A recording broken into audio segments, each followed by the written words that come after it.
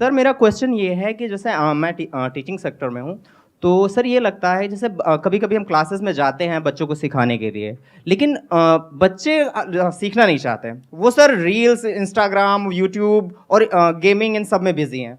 Same चीज़ होती है जैसे हमारे साथ। जैसे अभी लेटेस्ट में आपका एक वीडियो अपलोड हुआ एआई से जनरेटेड। तो हम लोगों ने देखा उसको और उसके बाद थोड़ा-सा अंदर से आग टाइप की आई। फिर उसके बाद हमने पढ़ना शुरू किया चीज़ों को, एआई क्या होता है, कौन-कौन से इस समय टूल्स चल रहे हैं एआई के। लेकिन सर मैंने फिर से ये ऑब्ज़र्व किया और काफ़ी लोगों को मैंने शेयर भी किया कि वहाँ पे हमें ये तो समझ आया कि हमें एआई टूल्स के बारे में जानना चाहिए, उनको सीखना चाहिए। लेकिन फिर भी हम सीखते क्यों नहीं उनके बारे में? फिर हम गिव अप कर देते हैं, फिर वही रील्स और Instagram, YouTube reels, Facebook reels यही सारे में बिज़ी हो जाते हैं। तो कहीं न कहीं सर ये जानते हुए भी कि हमें अपना टाइम वेस्ट नहीं करना चाहिए, फिर भी हम अपना टाइम वेस्ट करते रहते हैं।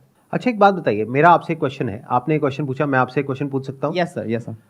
मेरा आपसे एक क्वेश्चन है कि इस दुनिया में क्या आपको पता है कि 99% जो लोग होते हैं वो इतने सक्सेसफुल नहीं हो पाते हैं अपनी लाइफ में, यस सर। और जो 1% या उससे भी कम, मान लो 0.1% या 0.01% ऑफ द वर्ल्ड्स पॉपुलेशन, वो कुछ कमाल का कर पाते हैं। Yes sir. तो ऐसा क्यों होता है? क्या डिफरेंस होता है उन लोगों में? सर वो फ़ोकस रखते हैं अपने काम पे और डिस्ट्रैक्शन से बचते हैं। आपको क्या लगता है कि जो लोग ऐसे हैं जो कुछ कमाल का कर रहे हैं दुनिया में, फॉर एग्जांपल इलॉन मस्क हैं, उनकी लाइफ में अगर वो डिस्ट्रैक्ट होना चाहें तो क्या डिस्ट्रैक्शंस की कमी है? बिल्कुल, बहुत सारे डिस्ट्रैक्शन। जितनी आपके पास में है डिस्ट्रैक्शंस, जिसको भी आप डिस्ट्रैक्शंस बोलते हो, जी। उससे ज्यादा ऑप्शंस है उनके पास में या कम है? ज़्यादा। तो वो जो चाहे वो कर सकते हैं। बिल्कुल सर। यानी जो आपकी वाइल्डेस्ट फैंटेसीज हैं, उससे कहीं जो ज़्यादा। आप घर में बैठ करके रात को इमेजिन करते हो, वो चाहे तो एक्चुअल में वो सब पूरी कर सकते हैं। आप समझ रहे हो मेरी बात? Yes sir, yes sir. तो डिस्ट्रैक्शंस उनके पास आपसे बहुत ज्यादा है। फोकस कहां से आ रहा है उनके पास में? उनके पास में तो वो सब कुछ है जो उनको चाहिए, उससे बहुत ज्यादा है। तो ये फोकस कहां से आ रहा है? एक मिनट, ये इंपॉर्टेंट क्वेश्चंस हैं। बोलो मत, सुनो आराम से, ठंडे दिमाग से। यही हमारी प्रॉब्लम है, बहुत जल्दी बोलते हैं, इसीलिए डीपली कभी समझ नहीं पाते, इसीलिए हमारी लाइफ में एक्चुअल में कोई चेंज नहीं आता है। बट ऊपर ऊपर लेवल से सुन लेते हैं, हाँ हाँ सर बहुत बढ़िया बोल रहे हो, बहुत बढ़िया बोल रहे हो, बहुत अच्छा लग रहा है सर, तालियां बजाई। उसके बाद में घर गए, वही किया जो कर रहे थे, कोई फर्क नहीं आया।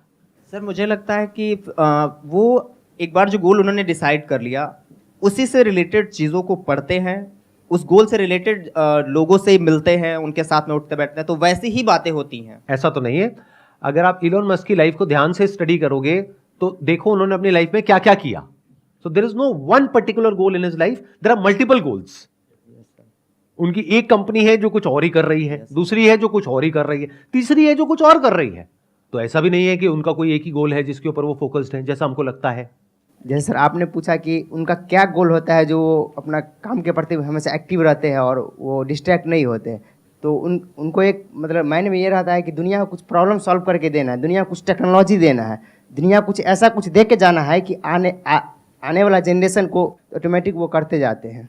एक बात को मेरी ध्यान से समझना, एक है जो कहानी आपको सुनाई जाती है और एक है जो कहानी एक्चुअल में होती है। दोनों में जमीन आसमान का फर्क होता है। एक स्टोरी है जो ये लोग आपको सुनाते हैं या जो आप तक पहुंचती है, और वो कैसे पहुंचती है? एक मार्केटिंग की, पीआर की पूरी दुनिया है जिसके थ्रू एक कहानी आपको बताई जाती है। और एक्चुअल में जो कहानी होती है वो सिर्फ उस इंसान को पता होती है कि एक्चुअल में कहानी क्या है। मेरी बात आई एम नॉट श्योर आप में से कितनों को समझ आ रही है, कितनों को नहीं आ रही है।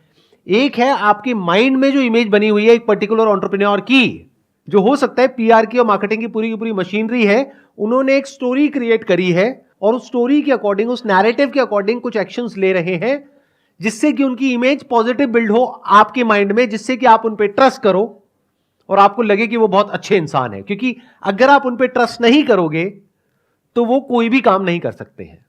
अगर वो कोई भी काम में सक्सेसफुल होना चाहते हैं तो उनको आपका ट्रस्ट चाहिए।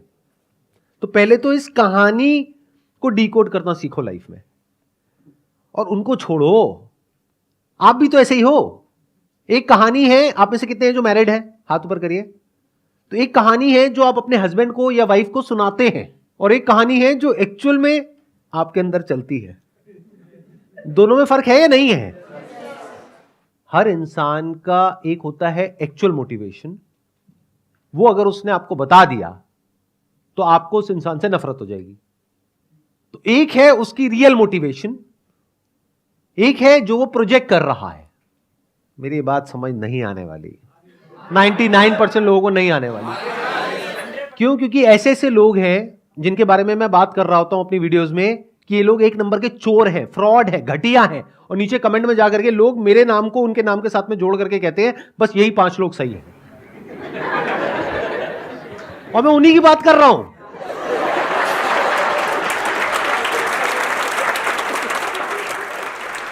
चलो आपको बड़े सिंपल तरीके से बोलता हूं, अगर अभी भी नहीं समझ पाए तो भगवान ही आपका मालिक है। मैं उन लोगों के नाम नहीं ले सकता क्योंकि बहुत बड़ी कंट्रोवर्सी हो जाएगी, बट द पॉइंट इज ऐसे लोग जो आपके माइंड में आते हैं 5-10 लोग जो आप कहते हो अरे ये बहुत बढ़िया है, ये बहुत बढ़िया है, ये बहुत बढ़िया है, ये बहुत बढ़िया है, there is a strong possibility उसमें से 99% बहुत ही घटिया लोग हैं अंदर से।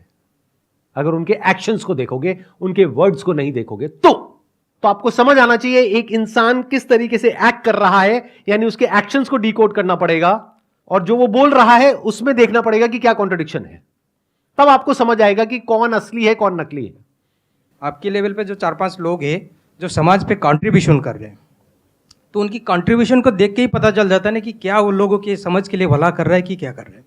नहीं पता लगता है क्यों? मैं बता देता हूं। 3 तरह के लोग हैं, आराम से फिट कर लेना इन 3 कैटेगरीज में लोगों को। एक वो है जो अंदर से भी करप्ट है, बाहर से भी करप्ट है, पता है ये आदमी तो चोर है। दूसरे हैं जिनके जो काम है वो बहुत ही घटिया है, लेकिन बाहर से इमेज ऐसी है कि वो बहुत अच्छे इंसान है, यानी उनकी बातें बहुत अच्छी है, बहुत पॉलिश्ड है, बहुत साफ सुथरी है, बहुत लॉजिकल है। आप सुनोगे आप मंत्र मुग्ध हो जाओगे सुन करके। आपके हाथ ये जो 2 अलग अलग हैं वो आ करके ऐसे जुड़ जाएंगे और आप ऐसे सर झुका लोगे, तो वाह क्या बात है। यानी उनकी बातें बहुत कमाल है, आप उनकी बातों में ऐसा खो जाओगे कि और कुछ आपको समझ ही नहीं आएगा, आपका मन करेगा बस बैठ करके उनकी बातें सुनते रहो। आपके दिल में ऐसी रिस्पेक्ट होगी उस इंसान के लिए जिसकी कोई हद नहीं है। उस इंसान के लिए आप लड़ने मरने कटने को तैयार हो जाओगे। अगर मैंने उसका नाम ले दिया तो आप बौखला जाओगे, ये क्या बोल रहे हो सर, ये किसके बारे में आपने क्या बोल दिया। ये दूसरी कैटेगरी के इंसान में फर्क समझ आ रहा है। बाहर से बहुत ही इंटेलेक्चुअल, लॉजिकल, प्रैक्टिकल, लेकिन जब उनके एक्शंस देखोगे तो वहां पे आपको सिर्फ ग्रीड नजर आएगी, सेल्फिशनेस नजर आएगी। ये दूसरी कैटेगरी हो गई। तीसरी कैटेगरी वो लोग कैसे होते हैं कि अंदर से करप्ट हैं, ग्रीडी हैं, सेल्फिश हैं, यानी उनको एक्चुअल में नहीं पड़ी है आपकी कि आप जियो मरो कुछ भी करो। बाहर से अपनी एक ऐसी इमेज बना दी कि मैं बहुत अच्छा इंसान हूं, फिर उस इमेज को एनकैश किया, और अगर आज उनके पास में 10 करोड़ है तो अगले 3 साल में उनके पास में 100 करोड़ आ गया, 1000 करोड़ आ गया, और उस 1000 करोड़ में से 10 करोड़ या 20 करोड़ वापस से रोटेट कर दिया आप ही लोगों में और अपनी इमेज को और स्ट्रांग कर दिया। कुछ बहुत बड़े लेवल पे गड़बड़ कर रहे हैं, लेकिन कुछ छोटे लेवल पे अच्छा काम कर रहे हैं, उस अच्छे काम को हाईलाइट कर रहे हैं, जो गड़बड़ है उसको छुपा रहे हैं, और दुनिया की नजर में बहुत अच्छे इंसान हैं। दुनिया उनके लिए लड़ने को, मरने को, कटने को तैयार है। चौथी एक कैटेगरी है जहां पर रेयरेस्ट ऑफ रेयर कुछ लोग होते हैं।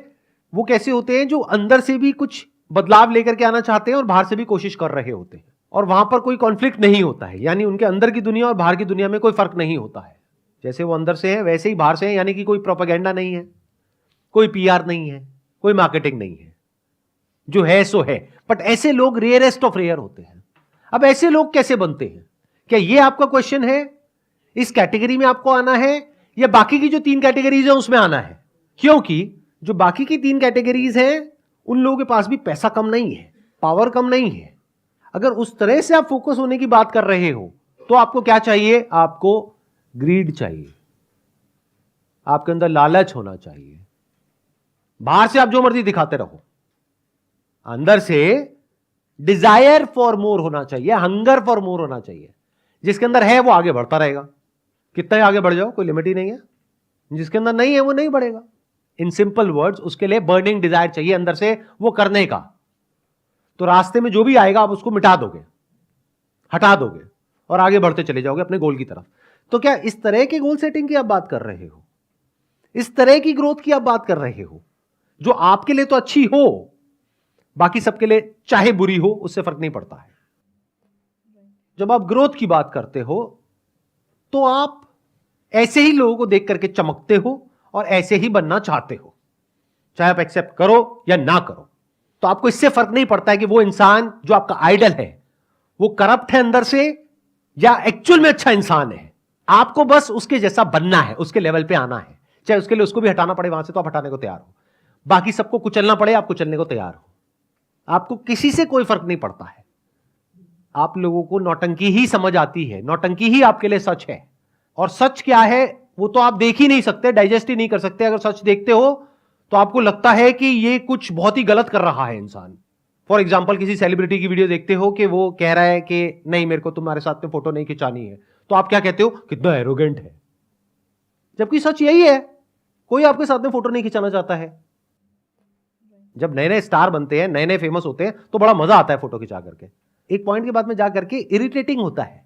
अब ये कोई नहीं बोलेगा, आप बोल देते हो, लेकिन मैं तो बोलूंगा, मेरे को आपके बाप का कर्जा थोड़ी देना है। मुझे आपसे कुछ चाहिए थोड़ी है। मैं तो बहुत केसेस में मना ही कर देता हूं। अगर जैसे कहीं जा रहा हूं, अगर तो वेला हूं, कहीं एयरपोर्ट पे बैठा हूं, टाइम पास कर रहा हूं, कोई आया फोटो, हाँ ठीक है खींच लो, चलो चले जाओ।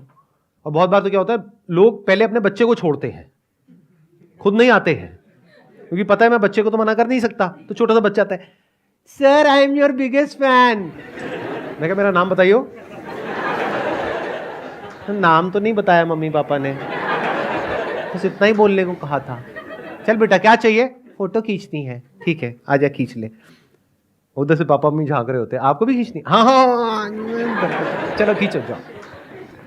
बट अगर ऐसा एक्चुअल लाइफ में आप होते हुए देख लोगे, ये जो लोग एक्सपोज करते हैं लोगों को, मैं तो खुद अपने आप को एक्सपोज कर रहा हूं इस वक्त, क्या मुझे बहुत अच्छा लगता है आप लोगों के साथ में फोटो खिंचा करके? अरे नहीं, बिल्कुल नहीं लगता है। यहां पे हर सेशन में आकर के लोग ये समझते हैं, सोचो मेरे हफ्ते में 2 सेशंस होते हैं, हर सेशन में 200 लोग आते हैं, तो वो किस एक्सपेक्टेशन में आते हैं कि मैं आऊंगा और एक एक के साथ में सेल्फी खिंचाऊंगा। ये आपकी एक्सपेक्टेशन है। क्या ये मेरे टाइम का सही यूटिलाइजेशन है?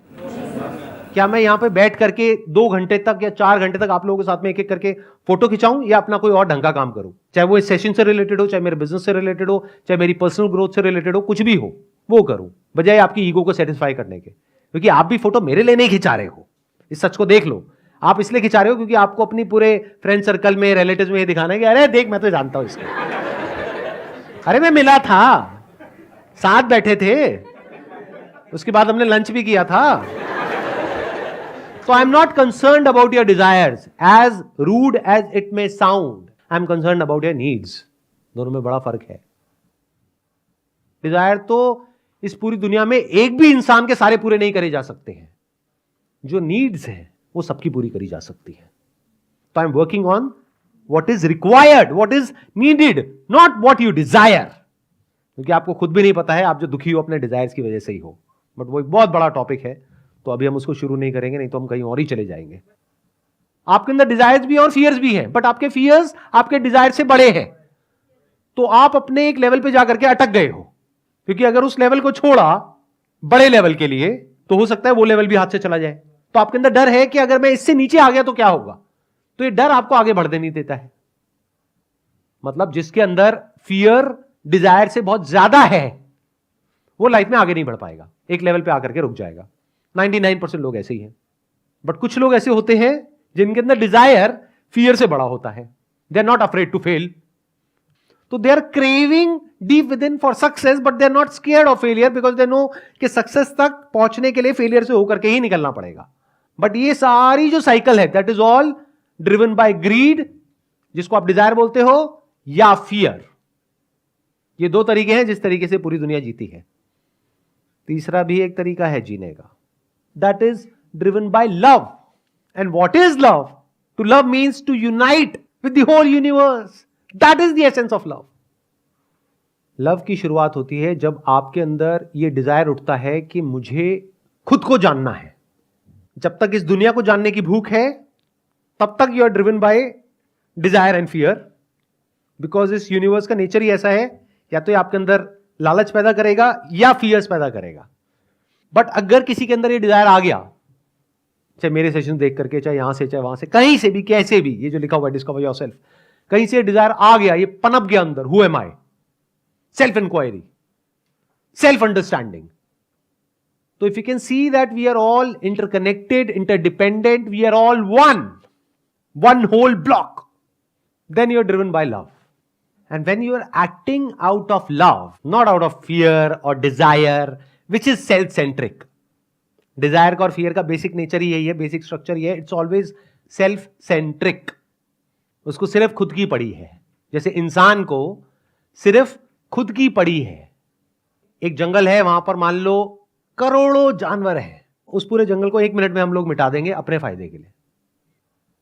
तो इस डिजायर की वजह से और फियर की वजह से हम किसी भी हद तक जा सकते हैं, कुछ भी कर सकते हैं. But once you are acting out of love, तो you are free even from this identity of being a human. Then you are just a being, and that is a very different way to live.